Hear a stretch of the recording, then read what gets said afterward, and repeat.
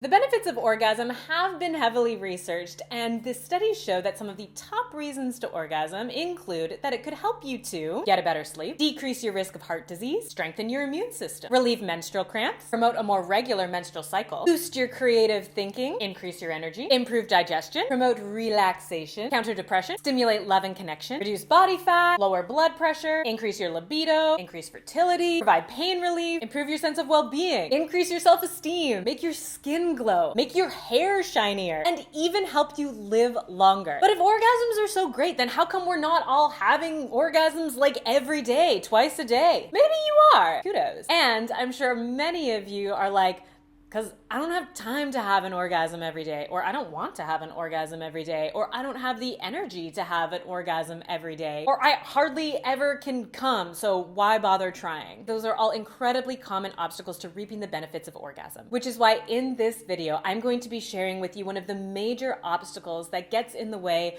of us or our partners being able to or being inspired to climax. So keep watching.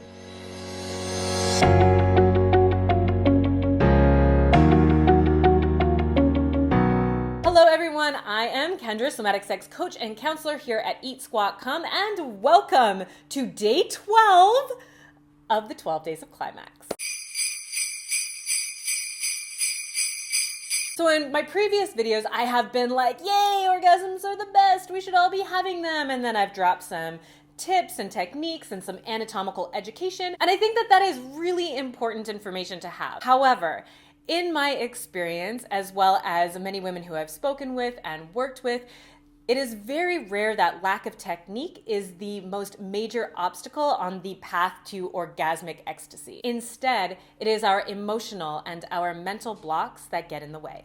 As a somatic sex coaching counselor, I believe that all of our lived experiences, including our internalized beliefs and our shame, are actually embedded in our body. So our fears and our anxieties and our negative beliefs around sex show up in the tightness of our muscles, the shortness of our breath, and our ability to feel and experience pleasure. Pain in the genitals, lack of sensation, and sexual dysfunction, including low libido, inability to orgasm, early ejaculation, and erectile difficulty, can all be symptoms of early life sexual abuse and trauma. And even if you have never been or have no memory of ever having been physically sexually abused, many cultures today, North America included, are incredibly sex negative, and that in and of itself can have very pleasure inhibiting consequences. A recent study out of Seattle Pacific University actually showed that sexual shame encodes on the body and has similar consequences to that of a physical sexual assault. And on top of that, shame and trauma are actually passed down epigenetically from one generation to the next, which means that your body is not only hosting your own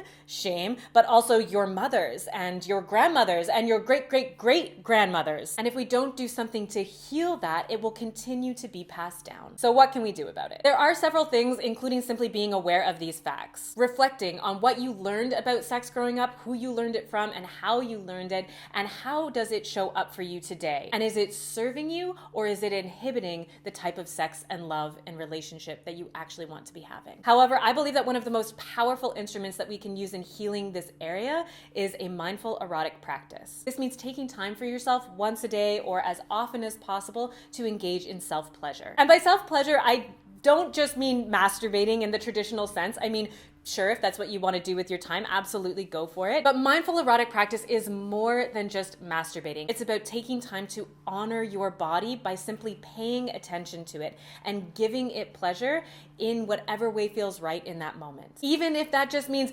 breathing deeply into your womb and being aware of the sensations that you have there, or having your feet tickled, or dancing around like a maniac, or massaging your breasts. Whatever you choose to do, just taking that time to drop into your body and follow your pleasure can be immensely healing. So I challenge you today and going into the new year to take some time to be mindfully aware of your body and show it some love. Because this channel at its core is about radical self-love, and I believe that there is no more radical way that you can love yourself than by touching yourself for your pleasure. Way more on this in videos to come, but that is all I have for you today. If you were interested in hearing about some of those tips and techniques to increase G-spot orgasm, you can click here.